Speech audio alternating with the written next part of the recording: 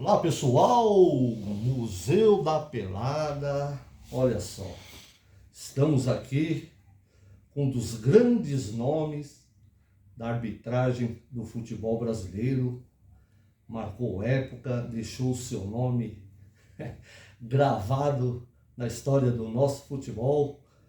Tudo bem, Aragão? Tudo bem, graças a Deus, tudo em paz.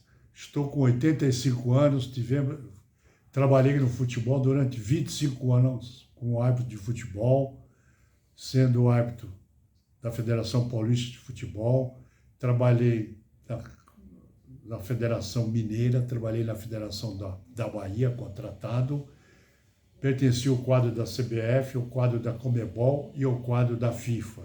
Então foram 25 anos bem proveitosos, onde eu pude aproveitar muito, viajei muito pelo mundo, conheci boa parte do mundo graças ao futebol. Portanto, eu sou muito grato ao futebol por ter essa oportunidade de ter sido árbitro. O Aragão, quantos anos de FIFA? 14. 14 anos de FIFA. Isso. Deixa eu te falar, aquele seu início, você já queria ser árbitro ou antes, muitos, né, que a gente conversa, queria ser jogador de futebol, não conseguiram ser jogador de futebol, passaram a ser árbitro. Como foi a sua história, Aragão? Eu fui ser árbitro por um acaso, porque eu jogava futebol num clube amador, chamava-se Estrela do Butantã, aqui em São Paulo. E houve um campeonato organizado por um jornal, que era a Última Hora, e o Vital Batalha, que era jornalista na época, fazia a cobertura desse campeonato. E como o segundo quadro não tinha arbitragem, vinha arbitragem da federação só no primeiro quadro, eu era goleiro do primeiro quadro, ninguém queria apitar o pessoal do quadro B. Aí me botaram para apitar um dia e gostaram, e eu fiquei apitando todas as preliminares e jogava no time principal. E ele assistindo eu apitar, falou: você tem jeito para ser árbitro, eu vou levar você para a federação. Eu relutei muito tempo para não ir, para ir. Até que um dia ele marcou comigo, me pegou e levou na federação para o professor Flávio Azetti, que era o diretor da Escola de Árbitro da Federação Paulista de Futebol. Foi aonde eu fiz o curso durante um ano e saí apitando e subi rápido. Tive a sorte de ser premiado e durei 25 anos no futebol brasileiro. Aí largou o futebol, largou a posição de goleiro ou continuou brincando ainda? Não, quando eu fazia o curso eu ainda jogava, mas depois que eu me tornei árbitro, aí não deu mais para jogar, porque todo domingo eu tinha escalação na federação e não podia jogar. Minha equipe jogava de domingo de manhã. Apitou as divisões inferiores até chegar na primeira divisão? Como foi esse Comecei caminho? apitando nas divisões inferiores e fui até atingir o principal. Eu subi muito rápido, tive muita sorte. Ô Aragão, você lembra do seu primeiro clássico ou não? Eu lembro do primeiro jogo. Melhor ainda. Meu primeiro jogo foi na Rua Javari, Juventus e Botafogo, na primeira divisão. E, evidentemente, todos conhecem a Rua Javari, público todo em cima, apertadinha. Naquela época, os torcedores do Juventus frequentavam bem a Rua Javari. Foi uma emoção totalmente diferente por ser o primeiro jogo da Federação Paulista de Futebol. Posteriormente, aí, com essa arbitragem que eu tive nesta partida, eles gostaram e eu continuei, aí deslanchei. Você consegue falar pra gente jogadores assim jogadores mais chatos assim em relação à arbitragem, o Aragão, ou o pessoal era bacana? Não. Tinha alguns jogadores, alguns zagueiros antigamente, que batiam muito, você tinha que tomar muito cuidado. O Brito, que jogava no Vasco, o Moisés, que jogou no Corinthians, Fontana, que jogou no Cruzeiro. Enfim, tinha alguns jogadores que jogavam muito forte, você tinha que tomar muito cuidado, porque senão você poderia se perder e estragar a partida. Porque eu acho que o torcedor paga para ver um bom jogo e o nível disciplinar tem que ser um nível muito alto para não estragar o espetáculo. E aquele jogador que ficava mais na orelha do árbitro lá, qual que era o jogador mais chato? Bom, eu era meio chato, sabe? Eu era meio cri-cri, eu não dava muito espaço para o jogador ficar no meu ouvido, não. Inclusive, eu sou muito amigo dele, o Chulapa, quando todo mundo que ia apitar jogo do o Serginho Chulapa, tinha problema, achava difícil. E eu, antes de começar o jogo, eu chegava nele e falava, meu amigo, hoje sem problema, tá bom? Tudo tranquilo. Ele colaborava, nunca tive problema com ele no jogo de futebol. O Aragão, e falando assim em polêmica, qual a polêmica assim que você mais enfrentou? E daqui a pouco a gente vai falar daquele jogo marcante, né, que você acabou fazendo um gol. Essa foi uma das polêmicas. Como foi aquilo, Aragão? 44 minutos do segundo tempo, o Palmeiras tinha um jogador que cobrava escanteio com muito efeito em cima do goleiro. E como era o último lance, eu saí para fora do campo de jogo, fiquei próximo à trave para assistir se não haveria nenhum problema de alguém empurrar o goleiro, qualquer tipo de problema, a bola entrar e eu não, de longe não poder verificar, porque aquele tempo não tinha o VAR, né? Agora o VAR é moderno. Então, naquela época não tinha isso.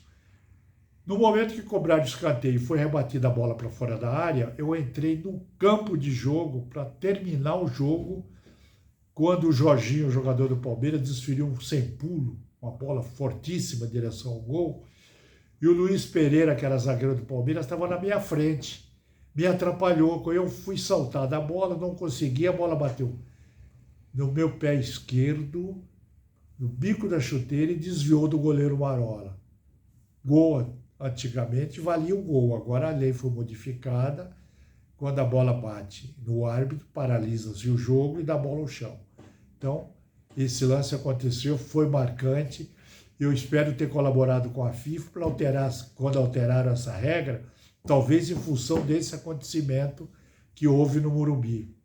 Porque o árbitro naquele tempo era neutro, né? Exatamente. Era neutro e acabou interferindo sem querer. Exatamente. E depois disso, Aragão, como foi o domingo, a semana, como que... Olha, foi o ano que eu mais fui dos programas de televisão. Todo mundo me convidava para ir falar sobre esse programa.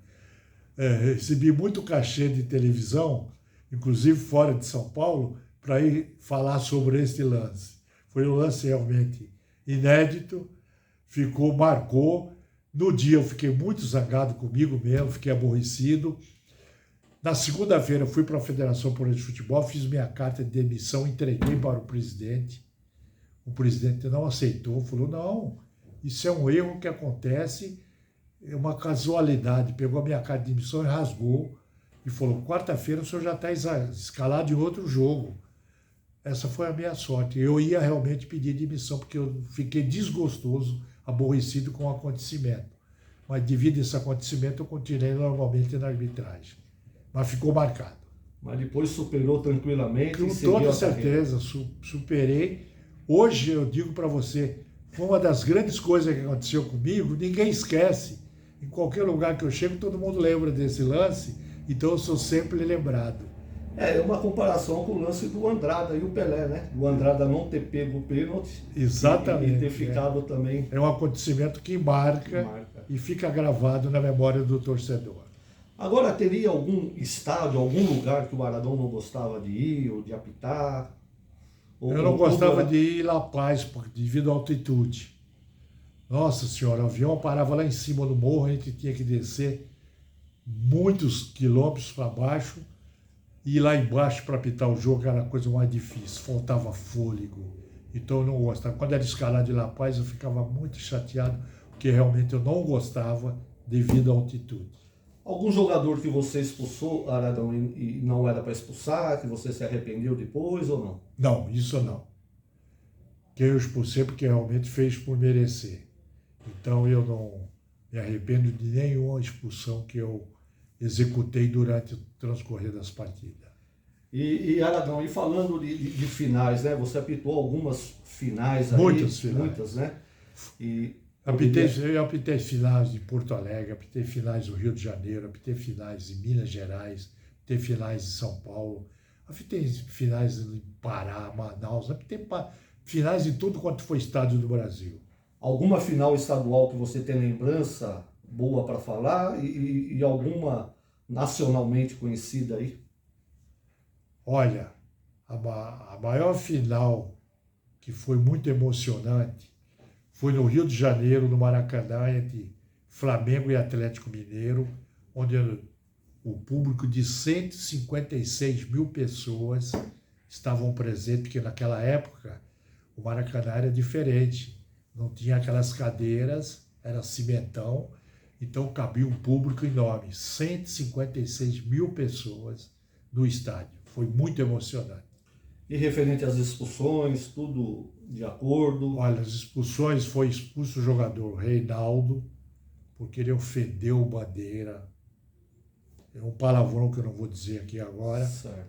E foi expulso. Contestaram muito sem saber o que tinha acontecido. Isso realmente, o nível disciplinar tem que ser alto, tem que ser mantido. Depois, no mesmo jogo, o Chicão foi expulso, que deu um pontapé no Tita, ponta esquerda do Flamengo, praticamente sem bola, jogando o rapaz quase na linha lateral do campo. Então foram expulsões corretíssimas. Eu tenho esse vídeo até hoje, eu vejo, cada vez que eu vejo um jornalista contestar, porque é um verdadeiro torcedor de um dos dois times, mas foi corretamente as expulsões efetuadas naquele jogo. E teve mais um jogador, se não me falha a memória, o Palinha.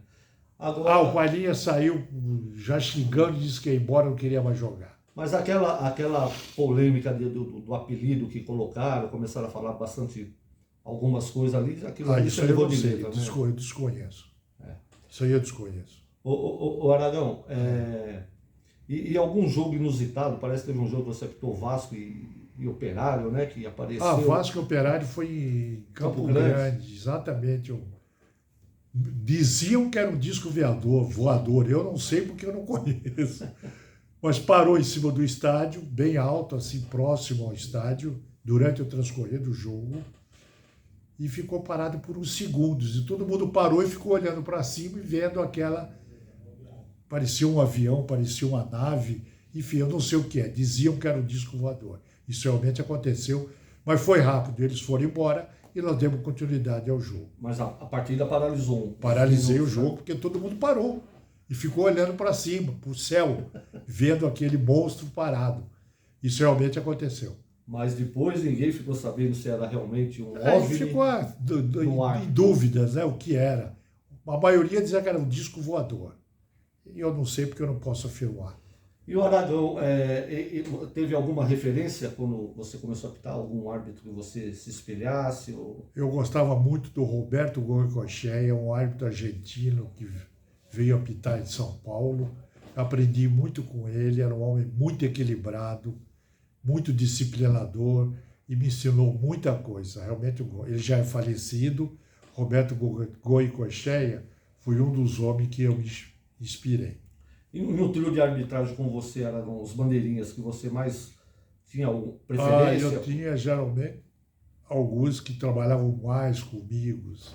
Alguns já até são falecidos, outros estão aí ainda, que eu chamo de velha guarda, trabalhando ainda no futebol como outras funções, mas tinha assim, sempre tive uma relação com alguns assistentes, que era muito bom entrosamento, portanto era saudável você ter os assistentes escolhidos. E o VAR, Aragão? Hoje, os árbitros, o pessoal do passado, se tivesse um VAR com a personalidade que tinha, né, muitos árbitros com personalidades, né, com certeza estariam melhor do que os que estão hoje. O que você tem a falar desse? Acontece o seguinte, o VAR, no meu modo de entender, ele enfeiou muito o futebol, tirou muita graça do futebol. Sabe por quê? O cidadão faz o gol, ele não sabe se comemora. A torcida não sabe se comemora, se o gol é válido ou não. O narrador não sabe se grita gol ou não. E fica parado 4, 5 minutos esperando a decisão de um árbitro que vai verificar na câmera o que aconteceu. Portanto, eu acho que tirou a graça do futebol, esfriou um pouco. Eu sei que é irredutível, não vai voltar atrás, vai continuar assim, mas a graça do futebol já não é a mesma emoção que tinha, porque o futebol, no meu entender, é uma política, não é política, é uma discussão eterna que tirou a graça com esse problema do VAR. Mesmo assim, estão acontecendo Erros. alguns erros com o VAR em tudo. Então você não era a favor do VAR? Não, não sou. Assim, uma coisa que a gente vê hoje, o lance do impedimento, né? Esse negócio de um pé, um pescoço, um nariz, a ponta da chuteira, isso aí é complicado também, né? Futebol é polêmica, porque tira a graça, sabe?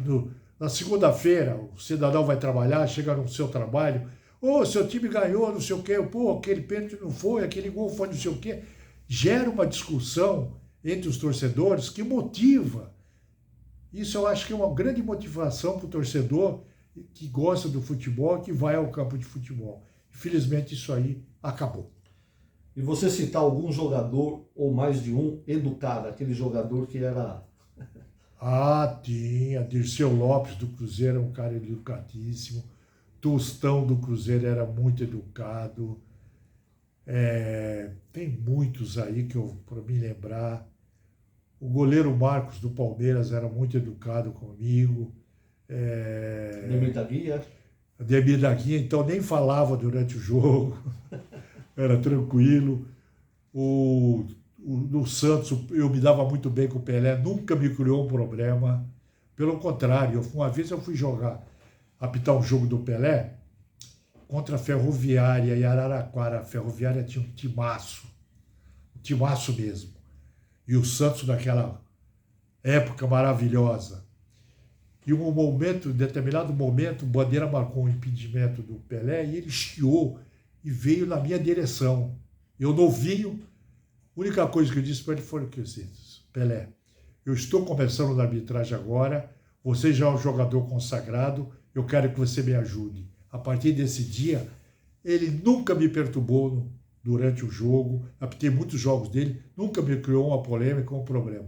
Foi um verdadeiro companheiro dentro de campo. Pelo contrário, até gritava com os jogadores dele quando queria reclamar alguma coisa. Foi maravilhoso. Tem saudades de apitar, Aragão? Não, atualmente eu não sinto saudade não, que eu me preparei para largar a arbitragem, porque eu larguei a arbitragem com 50 anos.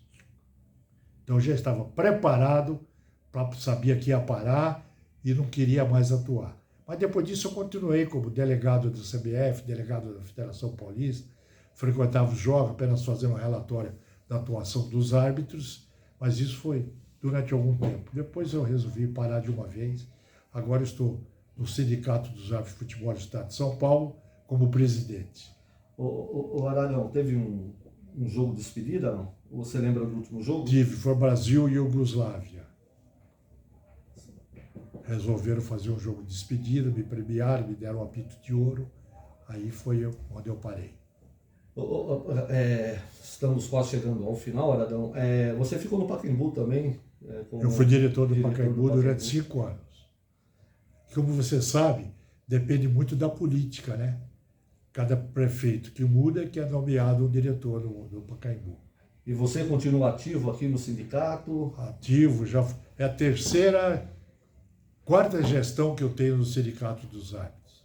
Eu tinha largado, não queria mais, mas houve uns problemas no sindicato, os árbitros me procuraram para retornar, retornamos, reformulamos o sindicato novamente, que estava totalmente falido, entregas baratas. Reformulamos tudo novamente. E vem todos os dias, Aragão?